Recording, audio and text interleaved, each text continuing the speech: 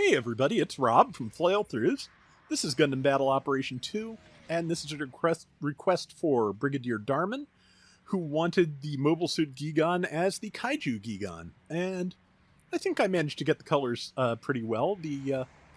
I wish the camo pattern was a little bit finer, because of course it is on the... It kind of is on the little display screen showing what the pattern looks like, so it made a better match for Gigan's scales there. But yeah, Gigan Mobile Suit is, of course, a low-cost tank. It's relatively fast for its tank hood, and it is pretty well armed with a good cannon on top and a good arm gatling. Vulcans are also decent. They have a much lower damage than the arm gatling, but a higher rate of fire, so they work out as a functional sub-weapon very nicely. They can also, of course, as is standard with Vulcans, be fired while boosting, so... And yeah, this is at 300, so I think this is the level 3 Gigan. 2 or 3, forget which. But it's 3. I remembered which. But hopefully I'm actually right. But yeah, people were saying that Thunderbolt Agais have more or less become the bane of this cost, and they can be a nuisance. I was having a much bigger problem still with the good old Agu guy, which, yeah, that thing is still such a pain. That is, I believe, Helena's Zaku 2 Sniper there, which I believe just got buffed. I don't remember if I've done a round for it yet or not. Man. Regardless, managed to take it down. I'm almost out of health. This is a special battle, so different kinds of support fire are available, and also all the checkpoints are moved. So I was headed towards what would be the usual starting checkpoint, and just there's nothing there because they've all been shuffled. That said, I don't think special battle makes things too weird or difficult for this map.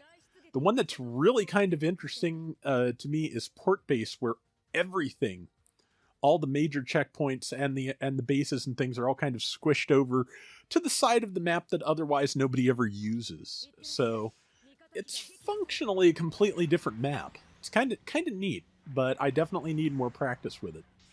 I think I tried to do Gigan on there too, and it just got, I was just flattened by various Agais. Here in the ravine is where I've had the most trouble with the Agu guys. Also, just hint, do not stand in the fire.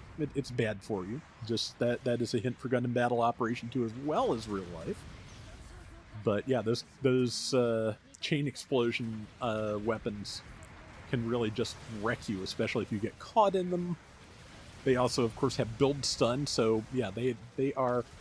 I'm pretty sure the Thunderbolt support Agai is the only thing to have those at cost 300, and yeah, I can see as why that and the ability to capture points without leaving your mobile suit makes it a real threat. And the General, of course, just has tons of firepower.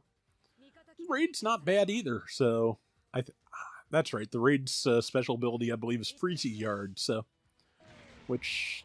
It's just kind of fun, because, you just get covered in goop and go skating back and forth like you're, like you're greasing a frying pan or something. Let's see. There is a random aside. There is a piece in one of the, I think it's in one of the events in Fate Grand Order where Paul Bunyan, who of course is a giant, is involved. There's a piece of dialogue about how Archer Emmy greased a giant frying pan for them by tying, I forget whether it was giant pats of butter or pieces of bacon to his shoes and skating around the warm pan, and I desperately want someone to draw that. But, let's see. Yep, there's the Agu guy. The Agu guy player on this one, I swear it's the same one I fought in the previous round, which was a really hard time.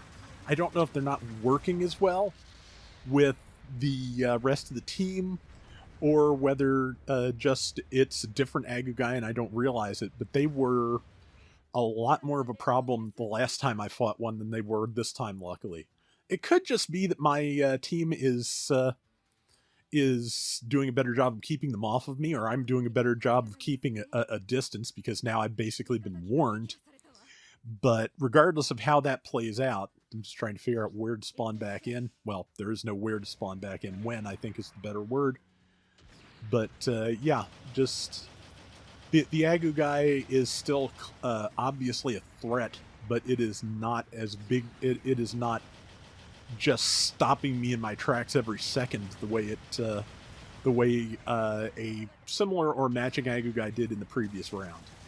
But yeah, as you can see, the General Thunderbolt Agi, again, it has tons of firepower, but I am more or less able to hold it off. You know, I've got help, which is great, and I'm grateful for it. But yeah, I'm able to deal with that a lot better than the support, even though, well, I've got type advantage as opposed to being type neutral. But again, I feel like the support Agai's powers and weapons are more dangerous to a Gigan than the generals are.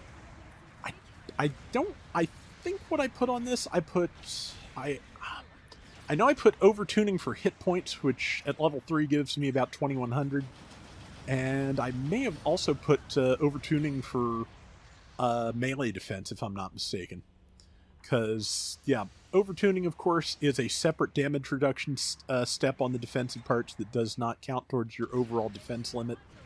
That, yeah, I was not aiming for number 5. I saw there was a pilot there and managed to tag them. I was happy about that.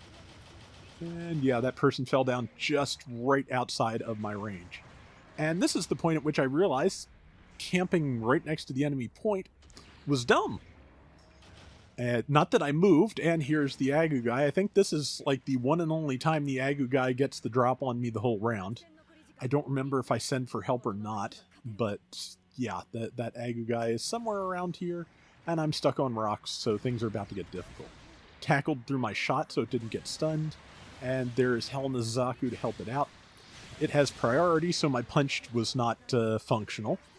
I'm probably going to be stupid and try it again. Nope, first going to miss wildly. Now I'm going to try it again and die. Yeah, this is... Luckily, we are in absolutely no danger of losing the round just because I got my full self killed.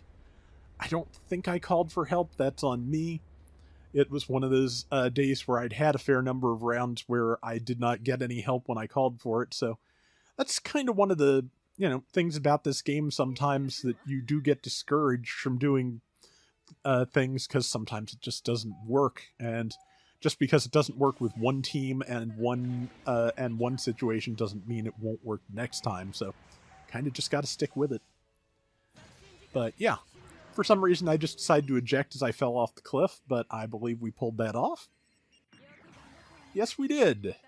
And just by sheer coincidence of the setup, the Gigan gets the wind camera basically to itself. I was top diversions. I'm not super brightly colored, but it's a pretty striking color scheme, I think. But I managed 6 and 4, so we'll take that. That is going to do it for today's Gundam Battle Operation 2. We'll be back soon with more. Till next time, everybody take care and have fun. Later!